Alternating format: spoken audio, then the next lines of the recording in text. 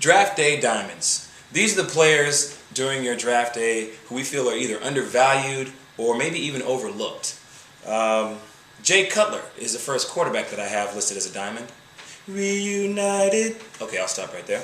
Basically, Jay Cutler has Brandon Marshall back on his squad in Chicago, and although Mike Tice's offensive scheme usually consists of the ground and pound variety, they're in the NFC North, where they have opponents like Detroit and Green Bay who are going to be passing all day long. They're going to have to keep up one way or the other.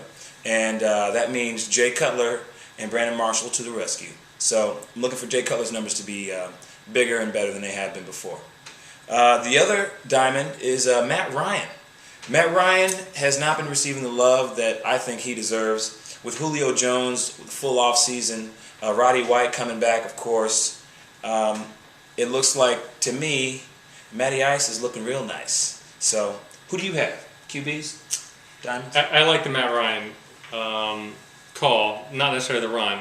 I've got Andrew Luck and Russell Wilson. I went deep. You know, if you're in a 12, 14-person league, I like both these guys to finish the year at top 12 quarterbacks. I'm going out on a limb here, but Andrew Luck is just, the guy is so pro-ready right now that I think he raises the bar for the Colts. They may not win a whole lot of games, but he's going to put up some good fantasy numbers.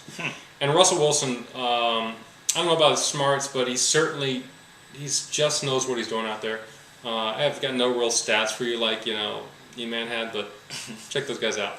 All right, I'm going to move on to running backs. Nice. I've got like 52 of them, but I'm just going to give you two right now. Doug Martin.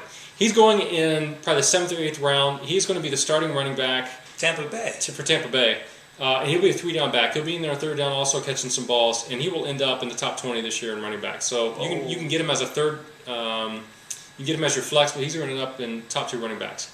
And then I like, let's see, who am I going to go with? Ryan Williams. Beanie Wells will be supplanted by week 5 this year by Ryan Williams in Arizona. Bold. And he's electric. You will not be disappointed by picking up in the later rounds. Even 12, 13, maybe you might have to reach in the 11th to get him, but he will do you right. What'd you call him? This year's Chris Johnson or something? No, that was William Powell.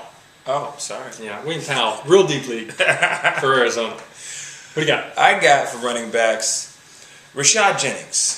MJD is a holdout, and the beneficiary is Jennings. So we'll see how that pans out, but he's a better than average back, and somebody's got to handle the run game there.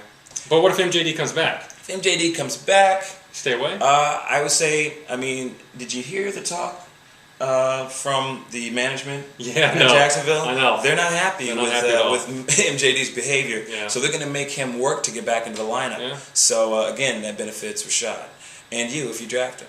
So, Cedric Benson of Green Bay is another one. Now, I like him because he's basically the only guy there. There's very few primary running backs.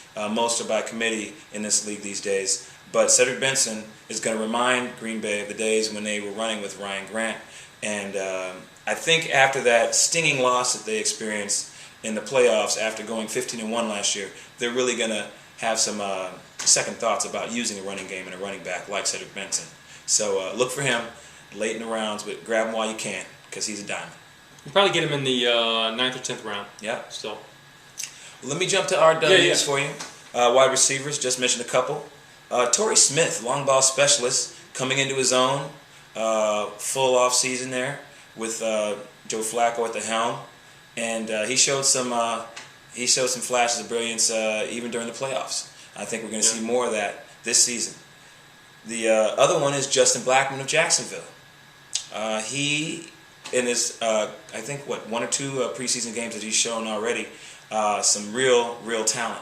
And he's also got something to prove because of his some of his off-season activities. So, off the field activities. So, look for those two late in the rounds. They should pay dividends late. Probably in the 9th, 10th round, you still pick up both those guys. Yep. All right, I've got Percy Harvin, who led the league in touches the second half of the season last year.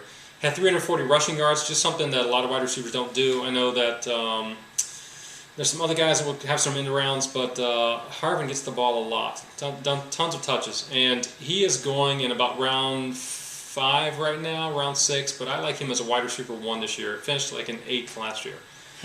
And then if I've got to pick one other person, deep sleeper is Kendall Wright, who's going to be the number 2 until Britt gets back in Tennessee. Rookie, big kid. I like him a lot, and I think he'll end up as a good flex position for you this year. Wow. All right, I'm going to go on here with tight ends. Tight ends, please. So this one might be obvious to you, but Aaron Hernandez finished 3rd in points in tight ends last year, and he's going in about the 7th or 8th round. And there are a couple guys going before him that I don't trust. I don't trust Jermichael Finley. And who's the other guy going in front of him from San Francisco? Oh, Vernon. I don't trust Vernon Davis. I think it's just a safer pick, Aaron Hernandez. And so if you're going to reach for a tight end, I would go Aaron Hernandez 3rd. And then I like also Greg Olsen. If you're going to wait till the end of the draft to pick up somebody, Greg Olsen with Jeremy Shock is no longer there, so he's going to get some more targets, I think. Greg Olsen of Carolina. That's correct. Yep. My tight end diamonds would be Jacob Tamme in Denver. That's the Dallas Clark replacement, Manning's new best buddy in Denver. They were familiar with each other back in Indy when Clark went out, and I think they're going to rekindle some of that old flame in Denver. So look for Jacob Tamme to do some of that work. Greg, as you mentioned Greg Olsen, so I'll leave him alone. Brandon Pettigrew of Detroit. It's his time. His defenses try to stop Megatron and Titus Young. I think Pettigrew will produce on the DL. They won't be looking for him as much. He's a big target for Stafford to hit. Maybe a couple of red zone jump balls. He's going to do good for you. Another diamond for you in the tight ends. All right, those are diamonds. Good luck in your draft this year, and keep us posted on how you're doing.